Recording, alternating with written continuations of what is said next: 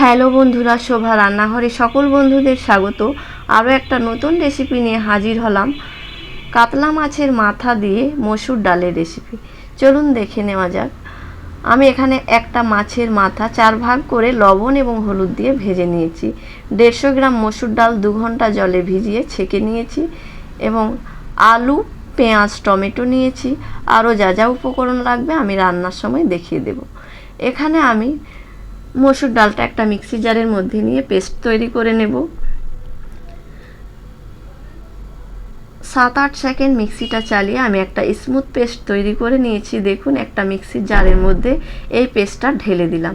এর মধ্যে আমি দিয়ে দিলাম স্বাদ মতো লবণ এবং সামান্য হলুদ, ছোট 1 চামচ আদা রসুন বাটা এবং 1 পিঞ্চ খাবার সোডা দিয়ে ভালোভাবে 3-4 মিনিট ধরে ফেটিয়ে নেব। ফেটিয়ে নেওয়ার ফলে মসুর ডালের বড়াটা বেশ সুন্দর ফ্লফি হবে এবং খেতেও বেশ ভালো লাগবে। ফেটিয়ে নেওয়ার পর আমি একটা কড়াই গরম হতে দিয়েছি এদিকে। এর মধ্যে আমি 2 টেবিল চামচ সাদা তেল দিয়ে দিলাম। তেল গরম হয়ে গেলে মসুর ডালের ব্যাটারটা আমি ছোট ছোট বড়ার আকারে একটা চামচের সাহায্যে ভেজে নেব। খুব বেশি তেল দিয়ে ভাজার কোনো প্রয়োজন নেই। আর সবগুলো বড়া কিন্তু আমি একসঙ্গে ভাজবো না, অল্প অল্প করে ভেজে নেব। এক সাইড হয়ে গেছে, আমি পাল্টে দিচ্ছি একটা খুন্তির সাহায্যে।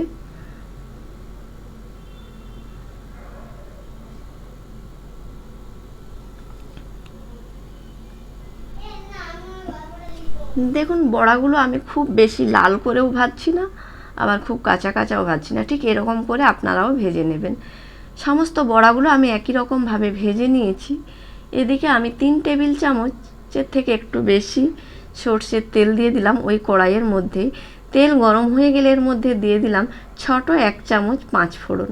5 ফোড়নটা একটু ভাজা হয়ে গেলে আমি এখানে 2টি মিডিয়াম সাইজের আলু এরকমভাবে কেটে নিয়েছি, এগুলো তেলের মধ্যে দিয়ে দিলাম। আর দিলাম স্বাদ মতো লবণ এবং ছোট 1 চামচ হলুদ। ভালোভাবে আমি আলুগুলোর সঙ্গে মিশিয়ে নিচ্ছি, তারপর ভেজে নেব। 2-3 মিনিট ধরে আমি ভেজে নিয়েছি আলুগুলো। এর মধ্যে আমি দিয়ে দিলাম ছোট 1 চামচ আদা রসুন বাটা। আদা রসুন বাটা দিয়ে আমি কয়েক সেকেন্ড নেড়ে চেড়ে ভেজে নেব। কয়েক সেকেন্ড আদা রসুন দিয়ে ভেজে নেওয়ার পর আমি এখানে একটা বড় সাইজের পেঁয়াজ বেটে রেখেছিলাম, সেটা দিয়ে আরও কিছুক্ষণ আমি ভেজে নিচ্ছি, যাতে পেঁয়াজের কাঁচা ভাবটা চলে যায়। এরপর আমি দিয়ে দিলাম 2 চামচ ধনে জিরের গুঁড়ো এবং ছোট 1 চামচ ঝাল লঙ্কার গুঁড়ো এবং ছোট 1 চামচ কাশ্মীরি লঙ্কার গুঁড়ো। কাশ্মীরি লঙ্কার গুঁড়োটা সম্পূর্ণ অপশনাল, আমি এখানে শুধুমাত্র কালারের জন্য ব্যবহার করেছি। মশলাগুলো ভালোভাবে ভেজে নেওয়ার পর আমি সামান্য জল দিয়ে ঢাকা দিয়ে কয়েক সেকেন্ড রেখে রান্না হতে দিয়েছিলাম। দেখুন, জলটা শুকিয়ে যাওয়ার পর ভালোভাবে কষিয়ে নিচ্ছি। কষিয়ে নেওয়ার পর আবারও 1 কাপ মতো জল দিয়ে ঢাকা দিয়ে কয়েক সেকেন্ড রান্না হতে দিয়েছিলাম মিডিয়াম ফ্লেমে। জলটা শুকিয়ে যাওয়ার পর আবারও ভালোভাবে আমি কষিয়ে নিচ্ছি। একটা বড় সাইজের টমেটো আমি মিক্সির জারে দিয়ে পেস্ট করে নিয়েছি, সেটা আমি এর মধ্যে দিয়ে ভালোভাবে নেড়ে চেড়ে মিশিয়ে ঢাকা দিয়ে কয়েক সেকেন্ড রান্না হতে দিয়েছিলাম। জলটা শুকিয়ে যাওয়া পর্যন্ত আমি কিন্তু এই আলুর সঙ্গে কষিয়ে নেব টমেটো। দেখুন, জলটা প্রায় শুকিয়ে গেছে।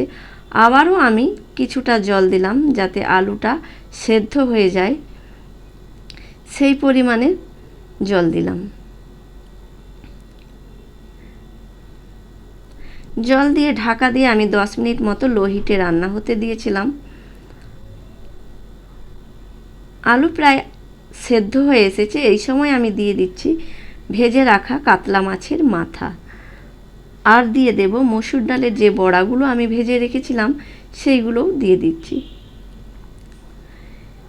যা জল আছে ডালের বড়া কিন্তু টেনে নেবে, তাই আরও কিছুটা আমি জল দিয়ে দেব। উপর থেকে আমি সামান্য সর্ষের তেল দিয়ে দিলাম, তাতে ফ্লেভারটা খুব ভালো হবে। এবং আমি ঢাকা দিয়ে আরও কিছুক্ষণ রান্না হতে দিয়েছিলাম মিডিয়াম ফ্লেমে। দেখুন, বড়াগুলো একদম সেদ্ধ হয়ে গেছে এবং আমি এর মধ্যে দিয়ে দিলাম কিছুটা ধনেপাতার কুচি।